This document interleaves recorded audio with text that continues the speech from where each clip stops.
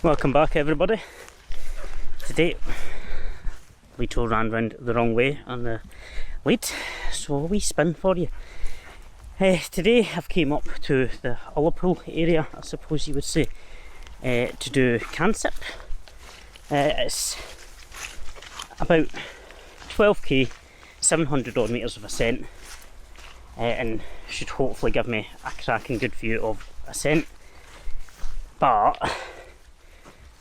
up until a few days ago, the forecast was brilliant, and it changed about yesterday, and now I'm walking into this, which I've just bumped into a couple of people coming down, and they told me that frankly it's soaking up there, terrible winds, and the mist is just covering everything, but the jackets are dry, so hopefully our opinions of blowing a gale and soaking are somewhat different. One of the reasons I've chosen this one though, partly for hopefully the view of ascent, even if it clears up for sunrise tomorrow, because that's where I'll probably have a better angle with the sun coming up. If worst case scenario it all goes to crap, it'll only take me about 2 hours to get back to the car, and that's a general pace. Even in the dark, if I really want to push it, I can probably back down about an hour and a half. So I'm not leaving myself stuck sleeping in a tent that's collapsed in the soaking rain.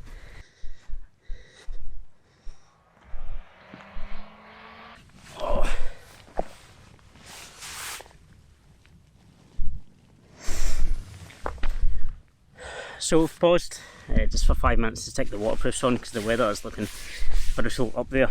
I've been going for about 45 minutes and just covered 2k, so I've got about another 4k to go. So realistically 2 hours and 15, say 2.5 until I'm at the top. I mean, back there it actually looks alright, but up there you can see it's still absolutely grey and a bit of a whiteout, so it's going to be that. It'll not be heavy rain, it'll just be that mist that absolutely soaks you. So I'll just need to get to the top because I'd quite like to be able to just sit and see how the clouds go. But we'll need to just get to the top and see, because as they always say in Scotland, the weather changes every 15 minutes. So let's hope it changes in 15 minutes.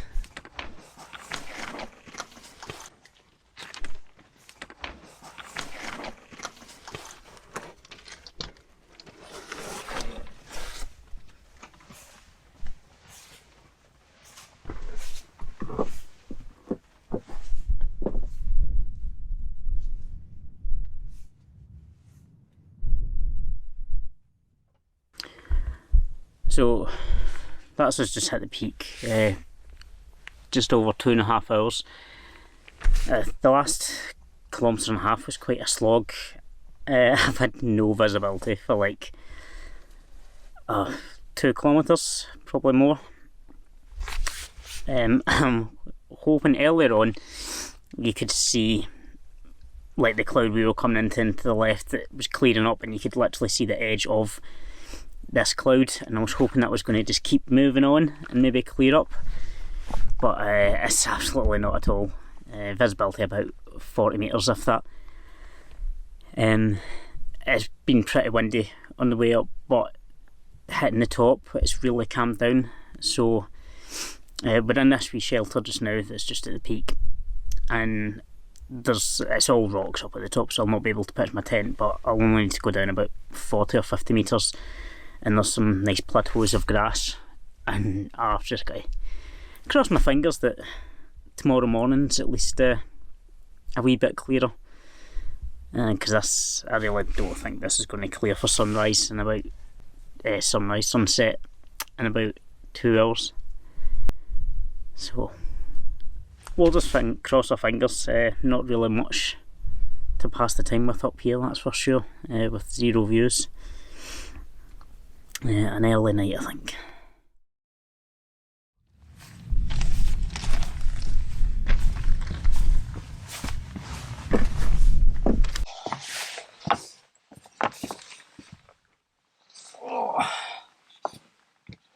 thankfully there's quite a few seats in this wee bit. So that's the tent all set up. Sleeping bag and everything rolled out. Leto, away from the camera. Yeah, come here. And it's dinner time. To save me, if I'm only doing basically one meal on the hill, breakfast is a wee sandwich or something. If I only want one hot meal though, I tend to cheat a wee bit. Rather than bringing up a stove, pot, all that stuff. If it's not that long a drive, then I'll simply make what I just call them posh pot noodles. These fancy. Oh man, my brain's pumped. These just add water to the rice and all that, and it cooks. And this one's a katsu curry. And I just throw in some extra chicken or ham, or if I'm having some extra meat or veg in it. And by the time you get to the top of the hill, it's ready. And you just stick it in your thermos, and it's usually still pretty warm. If you've got quite a bit of a drive, then you can either boil it in the car, because that saves you hiking everything up, or just use like a better thermos if you've got one. But yeah, bon appetit, as they say.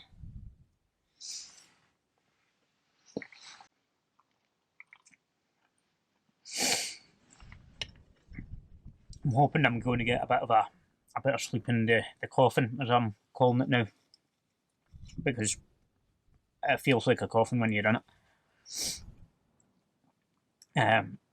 If you've seen my Loch video, I had a terrible sleep in that thing, but then I wasn't exactly tired or anything, so I've done a fair bit of hiking, bit cold, bit worn out, so hopefully I'll be able to sleep a good bit better tonight.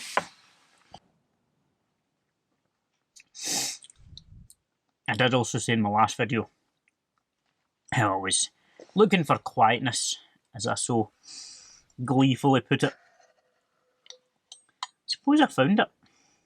I really doubt there's a single other person on this hill with me. So it's about 3 in the morning, and the wind picked up from about midnight and just kept going. The wee tent did hold up really well, but obviously the noise has kind of stopped me from sleeping much. So I thought I'll come out and have a wee wander and see if the sky has cleared up. Which it's cleared up a bit. I mean, there's definitely a lot more visibility than before. There's still a slight mist kicking about, so hopefully once the sun starts coming up, it'll be enough to clear that off. But no nighttime shots, which I'm a wee bit gutted about. I kind of just had to come out just to stretch my back. I think Leto was getting a wee bit done with sitting in there as well. We'll be heading back soon enough because it's still a bit windy and there's not much else going on out here. We've got about 2 hours until we'll start seeing a bit of light, and we can start the day and hopefully get some photos. If not, it'll be a race to get off this hill and onto something comfy. Yeah. Right, I'm just going to go and climb back into the tent. Can't be bothered getting undressed or anything like that. I'll take the boots off and that'll be us.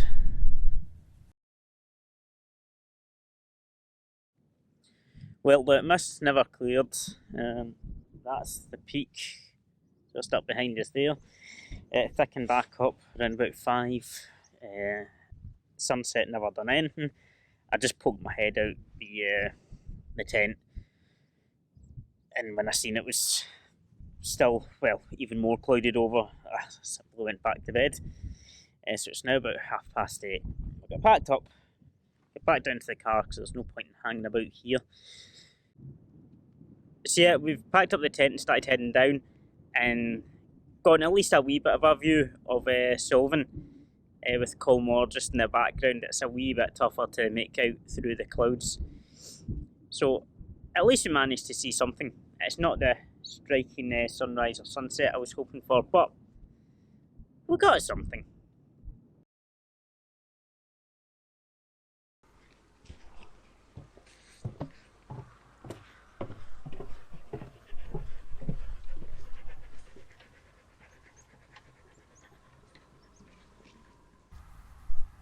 So we've made it down to the bottom. Took about an hour and 40 minutes, which was fine.